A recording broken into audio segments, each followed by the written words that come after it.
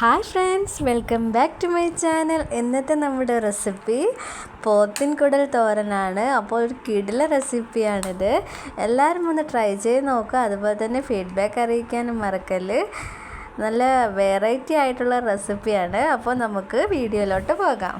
നമ്മുടെ കുടൽ മഞ്ഞപ്പൊടിയും ഉപ്പും വെച്ച് വേവിച്ചെടുത്തതാണ്. നമുക്ക് ആ കുടൽ നന്നായിട്ടൊന്ന് അരിഞ്ഞെടുക്കണം. ചെറിയ പീസായിട്ടാണ് നമ്മളിവിടെ അരിഞ്ഞെടുത്തിരിക്കുന്നത്.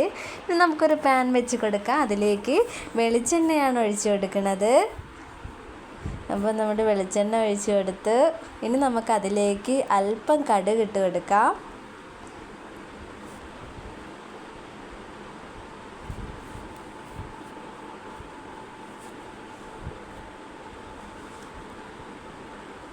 അപ്പോൾ നമ്മുടെ കടുക് ഒന്ന് പൊട്ടി വന്നിട്ടുണ്ട്. ഇനി നമുക്ക് അതിലേക്ക് ഒരു അല്പം ഉലുവയും കൂടി ഇട്ട് കൊടുക്കാം.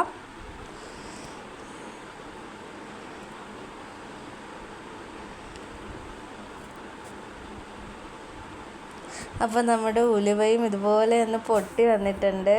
ഇനി നമുക്കിതിലേക്ക് വേണ്ടതാണ്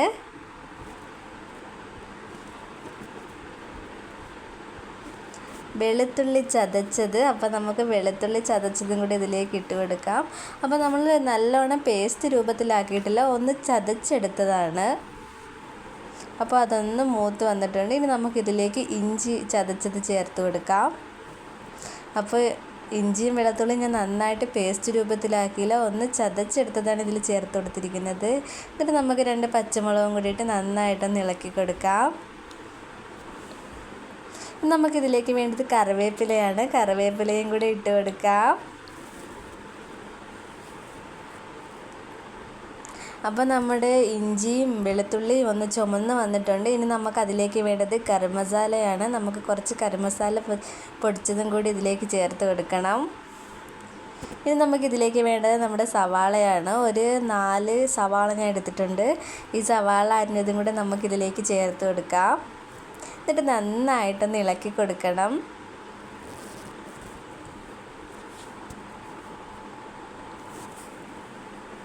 അപ്പോൾ നമ്മുടെ സവാള ഒന്ന് പെട്ടെന്ന് വഴണ്ട് വരാൻ വേണ്ടി നമുക്കിതിലേക്ക് കുറച്ച് ഉപ്പ് കൂടി ഇട്ട് കൊടുക്കാം.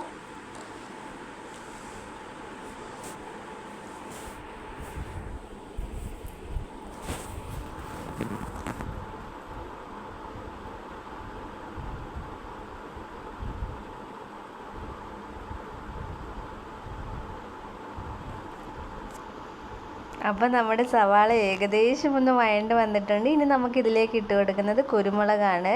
അപ്പോൾ ചതച്ച കുരുമുളകും കൂടി നമുക്ക് ഇട്ട് കൊടുക്കണം.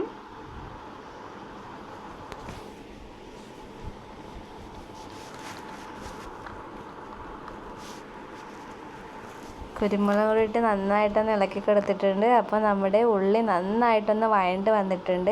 ഇനി നമുക്കിതിലേക്ക് വേണ്ട മസാലകളെല്ലാം ചേർത്ത് കൊടുക്കാം. ഒരു 2 സ്പൂൺ മഞ്ഞൾപ്പൊടി ഞാൻ ഇതിലേക്ക് ചേർത്ത് കൊടുത്തിട്ടുണ്ട്. ഈ മഞ്ഞൾപ്പൊടിയുടെയൊക്കെ ഒരു പച്ച മണം മാറി വരുന്നത് വരെ നമുക്കിത് നന്നായിട്ടൊന്ന് ഇളക്കി കൊടുക്കാം.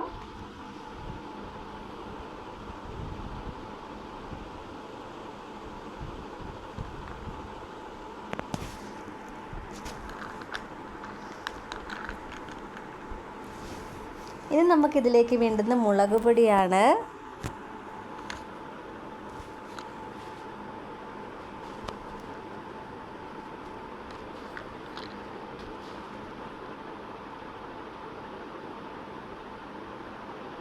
ഒരു 3 സ്പൂൺ മുളക് പൊടി ഞാൻ ഇതിൽ ചേർത്ത് കൊടുത്തിട്ടുണ്ട്. നമുക്ക് എരിവിനനുസരിച്ച് മുളക് പൊടി ചേർത്ത് കൊടുക്കാം. ഞാൻ 3 സ്പൂണാണ് ഇവിടെ ചേർത്ത് കൊടുത്തത്.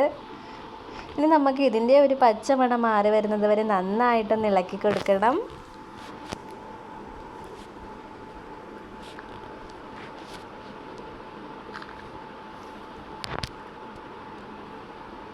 ഇനി നമുക്കിതിലേക്ക് ചേർക്കാനുള്ളത് മല്ലിപ്പൊടിയാണ്.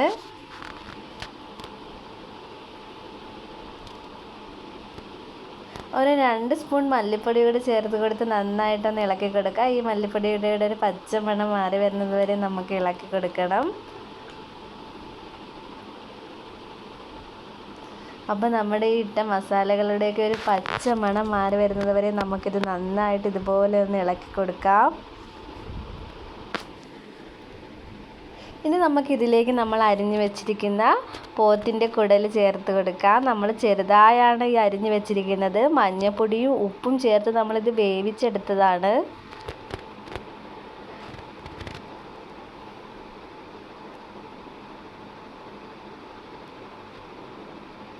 എന്നിട്ട് നമുക്കിതൊന്ന് നന്നായിട്ട് ഇളക്കി കൊടുക്കണം. നമ്മുടെ മസാലകളെല്ലാം ഇതിനകത്ത് നല്ലോണം പിടിച്ച് വരുന്നത് വരെ നമുക്കൊന്ന് ഇളക്കി കൊടുക്കാം.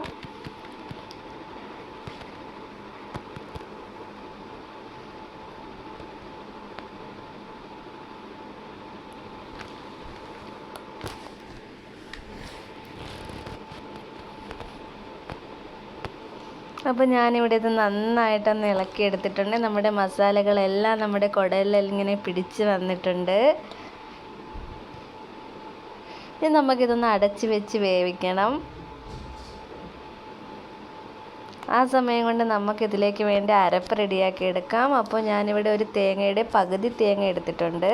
ഇതിലേക്ക് നമുക്ക് കുറച്ച് മസാലകളോട് ചേർത്ത് കൊടുക്കാം. ഒരു 1/2 സ്പൂൺ മഞ്ഞൾപ്പൊടിയും, ഒരു 1/2 സ്പൂൺ മുളക് പൊടിയും, അതുപോലെ തന്നെ ഒരു 1/2 സ്പൂൺ മല്ലിപ്പൊടിയും ചേർക്കാം. അതുപോലെ തന്നെ ഒരു മണത്തിന് വേണ്ടി നമുക്ക് പെരിഞ്ജീരകവും കൂടി ചേർത്ത് കൊടുക്കാം. ഇത് നമുക്കൊന്ന് പൊടിച്ചെടുക്കണം. അപ്പോൾ ഞാനിവിടെ ഒന്ന് പൊടിച്ചെടുത്തിട്ടുണ്ട്. ഇത് നമുക്ക് ഈ കുടലിലേക്ക് ചേർത്ത് കൊടുക്കാം.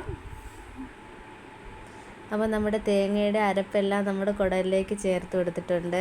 ഇനി നമുക്കിത് നന്നായിട്ടൊന്ന് യോജിപ്പിച്ചെടുക്കണം. ഈ തേങ്ങയുടെ അരപ്പും നമ്മുടെ കുടലും എല്ലാം കൂടെ നന്നായിട്ടൊന്ന് യോജിപ്പിച്ചെടുക്കാം.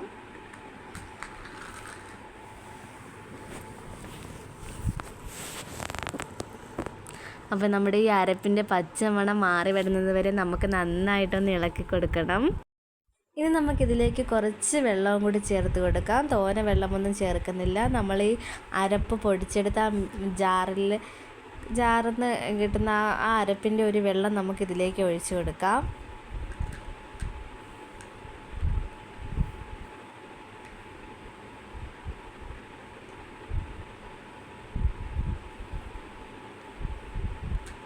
തോനെ വെള്ളമൊന്നും നമ്മളിതിലേക്ക് ഒഴിച്ചു കൊടുക്കുന്നില്ല. കാരണം നമ്മൾ കുടൽ അവിച്ചെടുത്ത കുടലാണ്. അതുകൊണ്ട് കുറച്ച് വേവ് മാത്രമേ ഇനി നമ്മുടെ കുടലിന് ബാക്കിയുള്ളൂ. അപ്പോൾ ഞാനിവിടെ ഒന്ന് അടച്ച് വെച്ച് വേവിച്ചെടുക്കാം. അപ്പോൾ നമ്മളുടെ വളരെ ടേസ്റ്റി ആയിട്ടുള്ള കുടൽ തോരൻ ഇവിടെ റെഡി ആയിട്ടുണ്ട്. അപ്പോൾ എല്ലാവരും ഒന്ന് ട്രൈ ചെയ്ത് നോക്കുക. അതുപോലെ തന്നെ എൻ്റെ ചാനൽ ഇഷ്ടപ്പെട്ടാൽ ഒന്ന് സബ്സ്ക്രൈബ് ചെയ്യുക, ലൈക്ക് ചെയ്യുക, ഷെയർ ചെയ്യുക. ഇതുപോലുള്ള വീഡിയോസുമായി ഇനിയും കാണുന്നത് വരെ ബൈ. Thanks for watching.